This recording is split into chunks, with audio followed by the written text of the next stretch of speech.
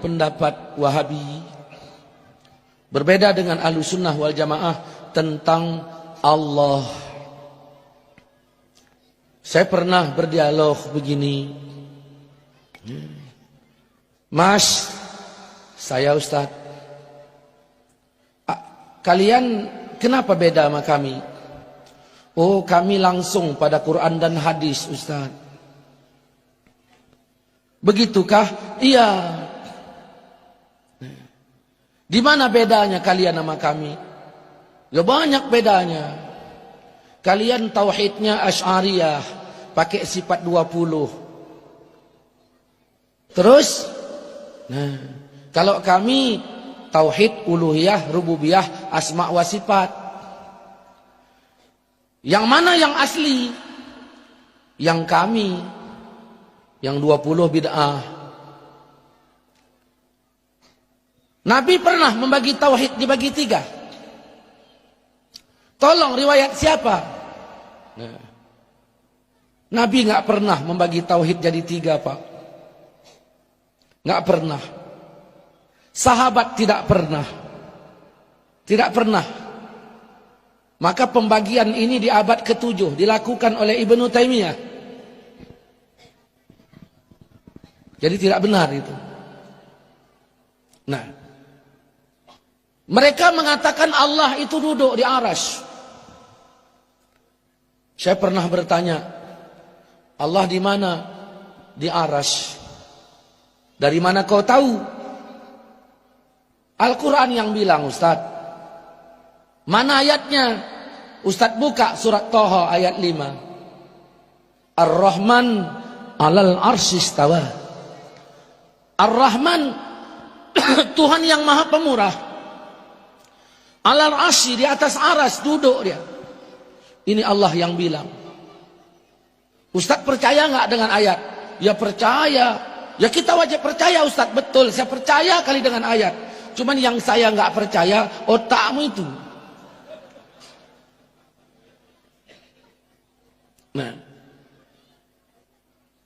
begini Ustadz, ya kalau Allah udah bilang dirinya duduk di sana, ya sudah, kita wajib mengiktikadkan seperti itu.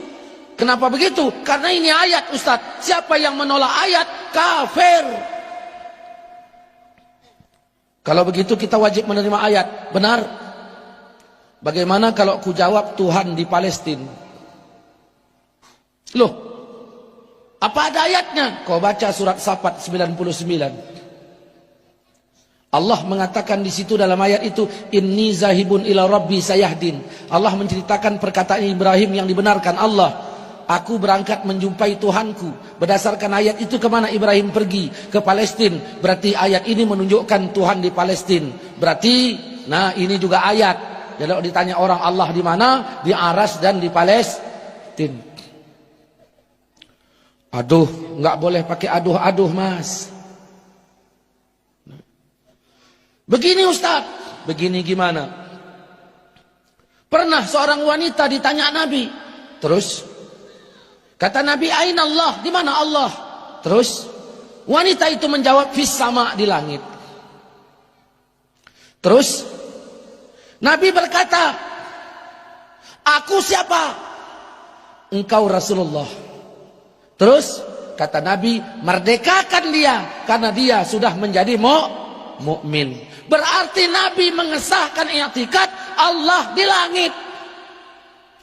Begitukah? Iya. Ya sudah, berarti berdasarkan hadis ini tadi Allah di mana? Di langit. Sekarang saya nanya, Allah di aras apa di langit? Nah, di aras apa di langit? Ya sama saja, oh beda. Langit di bawah aras, aras di atas langit. Aras ada 1, langit ada 7. Pokoknya, nggak boleh pakai pokok. Saya udah jerah, diajak teman ke tandem.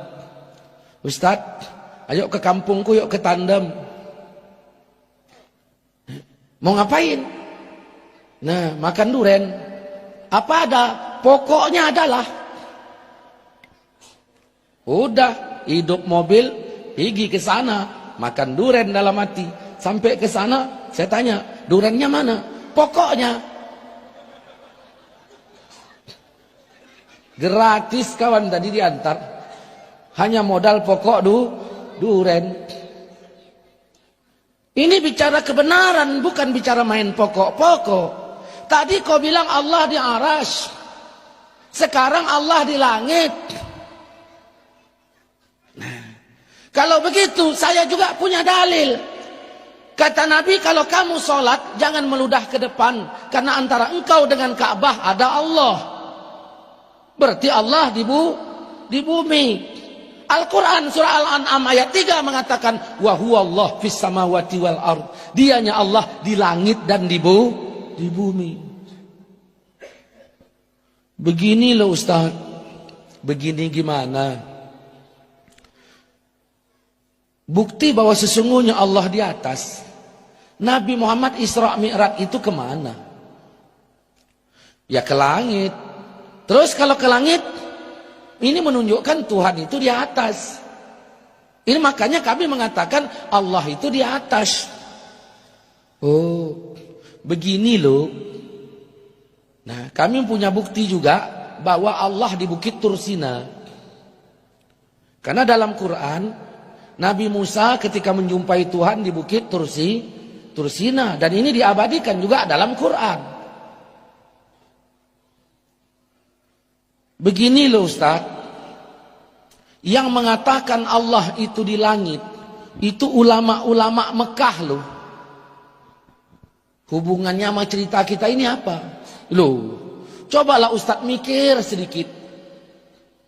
Oh iya, maksud Anda ulama Mekah mengatakan Allah di langit. Oh iya. Terus maksudnya apa ini? Kalaulah mereka salah, kalaulah Wahabi salah, cobalah Ustaz pikir, kenapa Allah biarkan mereka menguasai Masjidil Haram? Ini menunjukkan mereka benar. Maka tauhidnya pun yang mengatakan Allah duduk di aras pun betul. Karena tak mungkin orang yang salah menguasai Masjidil Haram. Oh. Coba kau pun mikir juga ya. Aku aja. Kalaulah Yahudi salah, kenapa Allah biarkan menguasai Masjidil Aqsa? Karena ini juga negeri Isra Mi'raj. Berarti Yahudi benar.